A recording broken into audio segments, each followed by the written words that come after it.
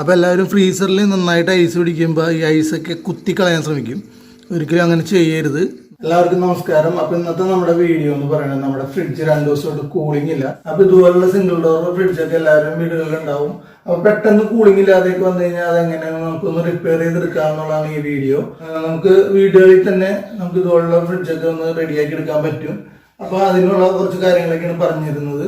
ഈ video skip ചെയ്യാതെ മുഴുവൻ കാണാൻ. എല്ലാവർക്കും എന്തെങ്കിലും ഉപകാരപ്പെടുന്ന ഒരു വീഡിയോ ആയിരിക്കും ഇത്. കാരണം ഇത് ഫ്രിഡ്ജൊക്കെ പെട്ടെന്നായിരിക്കും കംപ്ലൈന്റ് ആവണം. അപ്പോൾ നമുക്ക് തന്നെ ഇത് എന്താണെന്ന് നോക്കിക്കഴിഞ്ഞാൽ നമുക്ക് തന്നെ വീടുകളിൽ വെച്ച് ശരിയാക്കി എടുക്കാൻ സാധിക്കും.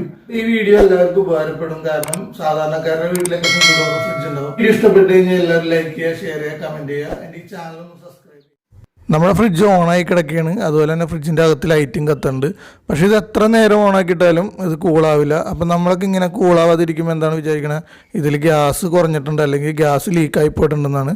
ഫ്രിഡ്ജുകളിൽ എപ്പോഴും കൂളിംഗ് നഷ്ടപ്പെടുന്നത് ഗ്യാസിൻ്റെ ഒരു കാരണം കൊണ്ട് മാത്രമല്ല, അതിൻ്റെ ഇലക്ട്രിക് ഭാഗങ്ങളായ ഓവർലോഡ്, റിലേ അല്ലെങ്കിൽ തെർമോസ്റ്റാറ്റ്, കപ്പാസിറ്റർ എന്നിവയൊക്കെ ഡാമേജ് ആയാലും നമ്മുടെ ഫ്രിഡ്ജിൻ്റെ കൂളിംഗ് നഷ്ടപ്പെടും. അപ്പം നമ്മുടെ ഈ ഫ്രിഡ്ജിന് എന്താണ് കംപ്ലയിൻ്റ് എന്നുള്ളത് നമുക്കൊന്ന് ചെക്ക് ചെയ്തിട്ട് അത് റിപ്പയർ ചെയ്തെടുക്കാൻ പറ്റുമെന്നൊന്ന് നോക്കാം. നമ്മുടെ ഫ്രിഡ്ജൊന്നും നമുക്ക് തിരിച്ചു വെക്കാം. അപ്പോൾ പുറകിലായിട്ടാണ് കംപ്രസർ അതുപോലെ തന്നെ കണ്ടൻസർ കോയിലൊക്കെ വന്നത്. അപ്പോൾ നമ്മുടെ ലൈൻ ചെക്ക് ചെയ്ത് നോക്കിയപ്പോൾ ഇവിടെ പ്ലഗിൽ കുഴപ്പമൊന്നും കാണിക്കുന്നില്ല. നമ്മുടെ കോഡ് വയറിനും വേറെ കംപ്ലയിൻ്റ് ഒന്നും കാണിക്കാനുള്ള, എല്ലാം ക്ലിയറാണ്.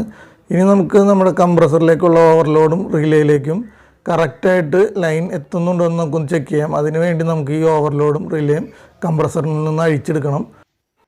നമുക്ക് ആദ്യം ഈ ട്രേ അഴിച്ച് മാറ്റാം. അതിനുശേഷം കംപ്രസറിൽ പിടിപ്പിച്ചിട്ടുള്ള ഓവർലോഡ് റിലേയും അഴിക്കണം. അപ്പോൾ ഇതുപോലുള്ള ക്ലിപ്പുകളൊക്കെ സാവധാനം അഴിച്ച് നമുക്കൊരു സ്ക്രൂ ഡ്രൈവർ വെച്ച് പയ്യനെ തിക്കി കഴിഞ്ഞാൽ നമ്മുടെ ഓവർലോഡ് റിലേ അഴിച്ചെടുക്കാൻ സാധിക്കും.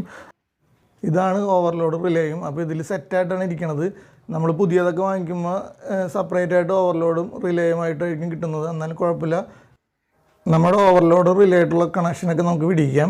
എന്നിട്ട് നമുക്ക് ഈ വയറുകളൊക്കെ ഒന്ന് ചെക്ക് ചെയ്ത് നോക്കാം. ഇതിലേക്ക് നമ്മുടെ ലൈനൊക്കെ കറക്റ്റായിട്ട് വന്നുണ്ടോ, എന്തെങ്കിലും പ്രശ്നങ്ങളൊക്കെ ഉണ്ടോ എന്ന്. അങ്ങനെ കുഴപ്പമൊന്നുമില്ലെങ്കിൽ നമ്മുടെ ഓവർലോഡ് റിലേ ആയിരിക്കും കംപ്ലയിൻറ്റ്. അപ്പോൾ അത് നമുക്ക് പുതിയത് വാങ്ങിച്ചിട്ടാൽ മതി. അപ്പോൾ നമ്മുടെ ഈ ഡസ്റ്റൊക്കെ നമുക്കൊന്ന് തൂത്ത് കളയാം. ഈ ഡസ്റ്റൊക്കെ ഇരുന്നാലും നമ്മുടെ ഇലക്ട്രിക് ഭാഗങ്ങളൊക്കെ ഷോർട്ട് ആവാൻ ചാൻസ് ഉണ്ട്. അപ്പോൾ നമ്മുടെ കപ്പാസിറ്ററാണ് ഇത്. കപ്പാസിറ്ററിൽ നല്ല പൊടി പിടിച്ചിട്ടുണ്ട്. ഇതൊന്ന് ക്ലീൻ ചെയ്തിടാം. അപ്പോൾ കപ്പാസിറ്ററിന് വേറെ കുഴപ്പമൊന്നും കാണില്ല. നമുക്ക് കപ്പാസിറ്റർ കംപ്ലയിൻ്റ് ആണെങ്കിൽ ഒന്ന് ഷോർട്ട് ചെയ്ത് നോക്കിയാൽ മതി. അതെല്ലാവർക്കും അറിയാവുന്ന കാര്യങ്ങളാണ്. നമ്മുടെ ഫ്രിഡ്ജിൻ്റെ ലൈനൊക്കെ ചെക്ക് ചെയ്ത് കഴിഞ്ഞപ്പോൾ വേറെ കംപ്ലയിൻ്റ് ഒന്നും കാണിക്കണില്ല. നമ്മുടെ ഓവർലോഡിലേക്കും റിലേയിലേക്കും കറക്റ്റ് ലൈൻ തന്നെ എത്തുന്നുണ്ട്. അതുപോലെ തന്നെ നമ്മുടെ ന്യൂട്രലിലും വേറെ കുഴപ്പങ്ങളൊന്നും കാണിക്കുന്നില്ല. അപ്പോൾ നമ്മുടെ ഫ്രിഡ്ജിൻ്റെ കംപ്ലയിൻറ്റ് ഇപ്പോൾ ഓവർലോഡോ റിലേ ആയിരിക്കും.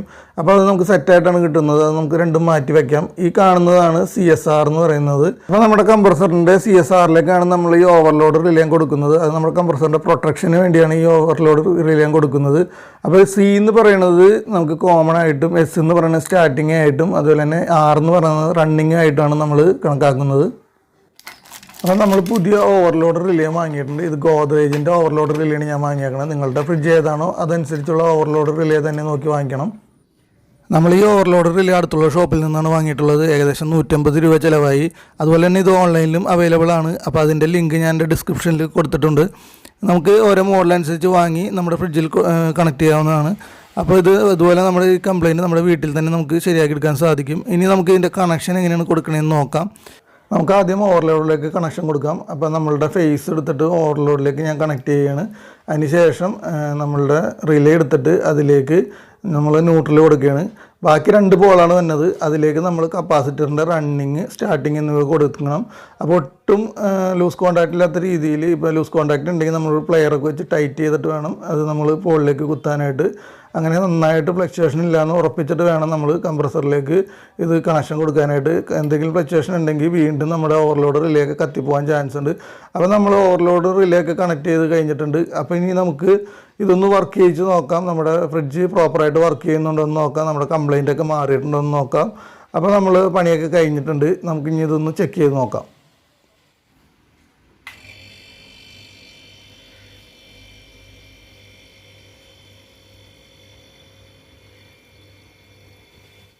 നമ്മുടെ ഫ്രിഡ്ജ് അടിപൊളിയായിട്ട് വർക്ക് ചെയ്യുന്നുണ്ട്. അപ്പോൾ നമുക്ക് ഇനി ഓഫ് ചെയ്ത ശേഷം ഈ പ്രൊട്ടക്ഷൻ കവർക്ക് ഇട്ട് കൊടുക്കാം. അതിനുശേഷം പഴയതുപോലെ തന്നെ ഫ്രിഡ്ജ് ട്രേ ഒക്കെ സെറ്റ് ചെയ്യാം. അതിനുശേഷം നമുക്ക് ഇതൊന്ന് ചെക്ക് ചെയ്യണം. നമുക്ക് ഇനി കൂളിംഗ് വന്നിട്ടുണ്ടെന്ന് നോക്കണം. അപ്പോൾ അതിന് വേണ്ടി ഒരു കപ്പ് വെള്ളം എടുത്തിട്ട് നമുക്ക് ഫ്രീസറിൽ വെക്കാം. ഇനി ഇത് കുറച്ച് നേരം വർക്ക് ചെയ്യട്ടെ. വർക്ക് ചെയ്തതിന് ശേഷം അറിയാം ഇതിൽ ഐസ് പിടിക്കുന്നുണ്ടെങ്കിൽ മാത്രമേ നമ്മുടെ ഫ്രിഡ്ജിൻ്റെ പ്രോപ്പർ വർക്കിംഗ് ആയിട്ടുള്ളൂ എന്ന് നമുക്ക് മനസ്സിലാക്കാൻ സാധിക്കുള്ളൂ. അപ്പോൾ നമ്മൾ വെള്ളം വെച്ചിട്ടുണ്ട്. ഇനി കുറച്ച് നേരം കഴിഞ്ഞിട്ട് നമുക്കൊന്ന് ചെക്ക് ചെയ്ത് നോക്കാം. അപ്പോൾ നമ്മൾ വെള്ളം ചെക്ക് ചെയ്യാൻ വെച്ചിട്ടുണ്ടായി, അതൊന്ന് നോക്കാം എങ്ങനെയായെന്ന്. ഇപ്പോൾ സാധനങ്ങളൊക്കെ കയറ്റിയിട്ടുണ്ട് ഇതിൽ. നമ്മുടെ വെള്ളം ചെക്ക് ചെയ്യാൻ വെച്ചത് നല്ല കട്ട ഐസായിട്ടുണ്ട് കേട്ടോ, നല്ല അടിപൊളിയായിട്ടുണ്ട്. നമുക്ക് നന്നായിട്ട് നമ്മുടെ ഫ്രിഡ്ജ് വർക്ക് ചെയ്യുന്നുണ്ട്. അതുപോലെ തന്നെ ഫ്രീസറിലൊക്കെ ഐസ് പിടിച്ചിട്ടുണ്ട്. അപ്പോൾ എല്ലാവരും ഫ്രീസറിൽ നന്നായിട്ട് ഐസ് പിടിക്കുമ്പോൾ ഈ ഐസൊക്കെ കുത്തിക്കളയാൻ ശ്രമിക്കും. ഒരിക്കലും അങ്ങനെ ചെയ്യരുത്. നമ്മൾ ഐസ് പോകാനായിട്ട് ഇവിടെ ഡീഫ്രോസ്റ്റ് ചെയ്തിട്ടാൽ മാത്രം മതി. തന്നെത്താനെ അത് ഐസ് പൊക്കോളും. വല്ല കത്തിയ സ്പൂണൊക്കെ എടുത്ത് കുത്തിക്കഴിഞ്ഞാൽ ഇതാണ് ഇതിൻ്റെ കോയിൽ പോണത്. എന്താ ഫ്രീസറിൻ്റെ കോയിൽ ഫ്രീസറിനെ കൂടിയാണ് പോയേക്കുന്നത്. അപ്പോൾ ഇതുമ്പോൾ കുത്തുകൊള്ളുമ്പോഴാണ് ഗ്യാസ് ലീക്ക് ആവണത്. അപ്പോൾ ഇതൊന്നും എല്ലാവരും ശ്രദ്ധിക്കണം. സിംഗിൾ ഡോർ ഫ്രിഡ്ജിന് ഇങ്ങനെ ഇവിടെ ഒന്നും കുത്താൻ പാടില്ല. അങ്ങനെ കുത്തിക്കഴിഞ്ഞാൽ ഗ്യാസ് പോകും. ഫ്രിഡ്ജ് കംപ്ലൈൻ്റ് ആകുമ്പോൾ തണുപ്പില്ല, പക്ഷേ ഇതിൻ്റെ ഉള്ളിൽ ലൈറ്റ് എപ്പോഴും കത്തി കിടക്കും. ലൈറ്റ് കത്തി കിടക്കുമ്പോൾ എല്ലാവരും വിചാരം എന്തോ ഇതിൽ ഗ്യാസ് പോയിട്ടാണ് തണുപ്പില്ലാത്തതെന്നാണ്. അപ്പോൾ നമ്മൾ ചെക്ക് ചെയ്തിട്ട് അതിൻ്റെ റിലേ ഓവർലോഡൊക്കെ ഒന്ന് ചെക്ക് ചെയ്തിട്ട് കഴിഞ്ഞാൽ അല്ലെങ്കിൽ കപ്പാസിറ്ററൊക്കെ ഒന്ന് മാറ്റി കഴിഞ്ഞാൽ ചിലപ്പോൾ ശരിയാവുന്നേ ഉള്ളൂ. പിന്നെ ഇതിൽ വന്നത് ഒരു തെർമോസ്റ്റാറ്റാണ്. ഇത് തെർമോസ്റ്റാറ്റിൻ്റെ ഇതാണ്. അപ്പോൾ ഈ തെർമോസ്റ്റാറ്റ് കംപ്ലൈൻ്റ് ആയാലും ഫ്രിഡ്ജ് വർക്ക് ചെയ്യില്ല. അപ്പോൾ നമുക്ക് തെർമോസ്റ്റാറ്റ് ഒന്ന് ഷോർട്ട് ചെയ്ത് നോക്കിയാൽ മതി. തെർമോസ്റ്റാറ്റ് ഊരിയിട്ട് അതിൻ്റെ 2 വയറുകൾ, ഫ്രിഡ്ജിൽ നിന്നുള്ള 2 വയറുകൾ ഷോർട്ട് ചെയ്ത് വെച്ച് കഴിഞ്ഞാൽ ഒന്ന് ഓണാക്കി നോക്കുക. അപ്പോൾ തെർമോസ്റ്റാറ്റാണ് കംപ്ലൈൻ്റ് എങ്കിൽ ഫ്രിഡ്ജ് വർക്ക് ചെയ്യും. മനസ്സിലായോ? ഷോർട്ട് ചെയ്യുകയെന്ന് വെച്ചാൽ ഫ്രിഡ്ജിൻ്റെ ഈ തെർമോസ്റ്റാറ്റിലേക്ക് വന്ന കണക്ഷനുകൾ തമ്മിലൊന്ന് കണക്ട് ചെയ്തിട്ട് ഫ്രിഡ്ജ് ഓണാക്കിയാൽ മാത്രം മതി. അപ്പോൾ അത് വർക്ക് ചെയ്യും. അങ്ങനെ നമുക്ക് തെർമോസ്റ്റാറ്റ് കംപ്ലൈൻ്റ് ആണെങ്കിൽ അത് കണ്ടുപിടിക്കാൻ പറ്റും. നമ്മുടെ ഈ വീഡിയോ എല്ലാവർക്കും ഇഷ്ടപ്പെട്ടെങ്കിൽ നമ്മുടെ ചാനലൊന്ന് സബ്സ്ക്രൈബ് ചെയ്യുക, ലൈക്ക് ചെയ്യുക, ഷെയർ ചെയ്യുക, കമൻറ്റ് ചെയ്യുക. അപ്പോൾ മറ്റൊരു വീഡിയോയിൽ കാണുന്നവരെല്ലാവർക്കും ശുഭദിനം.